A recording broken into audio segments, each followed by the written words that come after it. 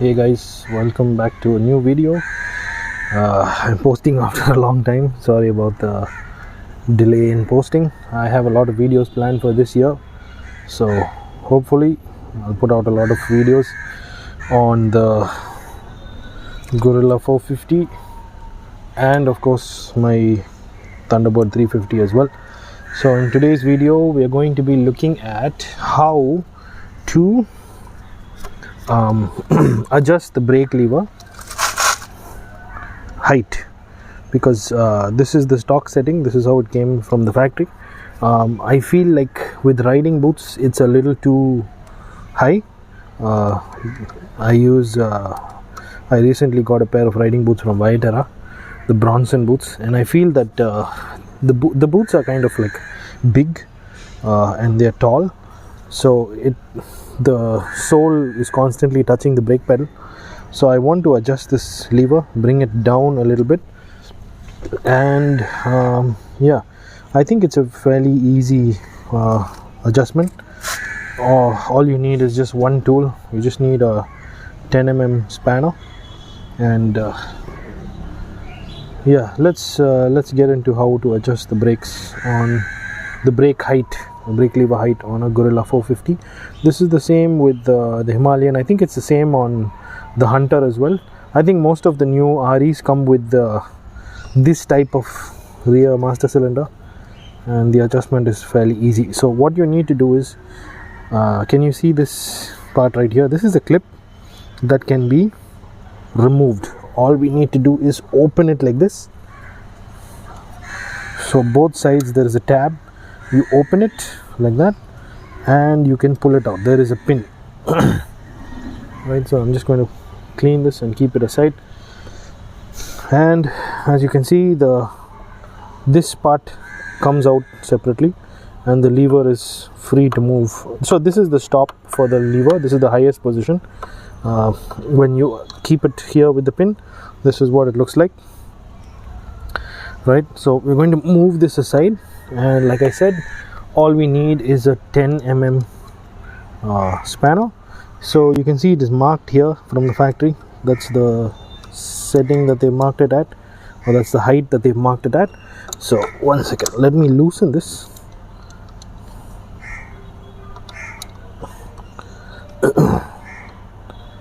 Yeah, so when you loosen it, you can see this nut comes loose and you can see it's turning. So now what we do is we move this aside, and you can turn it inside to turn it counterclockwise. So clockwise would make it more tall. We don't want that. We want to adjust it counterclockwise. So this way we move the pedal up. We move the pedal down. So you can see it's gone. This much is the height difference. So it was here, we moved it down to here. I think this is like the highest setting we can use. We can adjust it a little more as well. So counterclockwise, we turn it to the direction that you want it to be. I'm just going to leave it there. I'm going to set this back, and it's a fairly simple way to put it back as well. You see this pin, this needs to go here and line up with the pedal and the lever. Oops, sorry about that. Make sure you align the two.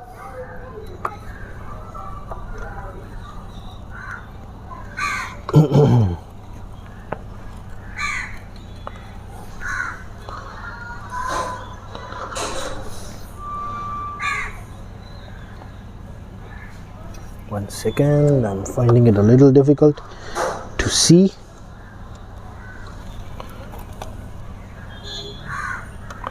Okay, I may have to adjust it downwards a little bit. So now we turn it clockwise. I think that should be fine. Let's line this up. There we go. As you can see, it just slides in, and clip this back in place. At this point you want to turn the locking nut back, and we just want to lock it in place. That's it. This is how we reduce the height of the lever. As you can see, the lever has gone down fairly low. So I want to bring my boot and I want to put it on the footrest and I want to check. So let me do that. Okay, I got my boots on and let me show you the boots. They are really sturdy and thick, especially this height. So I feel like the sole was touching the pedal a lot. I've adjusted it to its lowest position. Let me sit on the bike and we'll check. Let's see how it functions. Looks later, functions first, right? So let's try and then we'll check if we need to adjust it again. For the brakes, I think they're fine now, much better than before.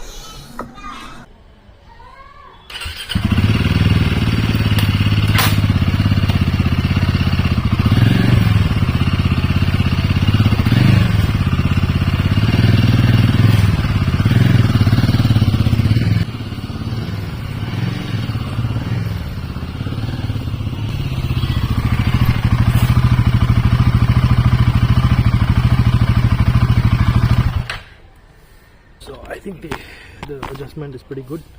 The pedal is not touching the brake lever anymore. I think it's just at the right height. It's not too high, not too low. But I will take it out for a spin and check as well. But this is how we adjust the brake lever height on Guerrilla 450. I think it's the same on the Himalayan and on most of the new RE models. I think it's the same on the Hunter as well. So yeah, there you go guys. If you have any questions on anything regarding my bikes or my content, please feel free to ask in the comment section. And if you enjoy content like this, please consider subscribing.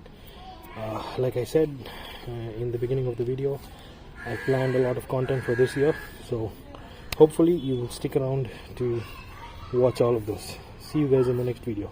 Take care and bye.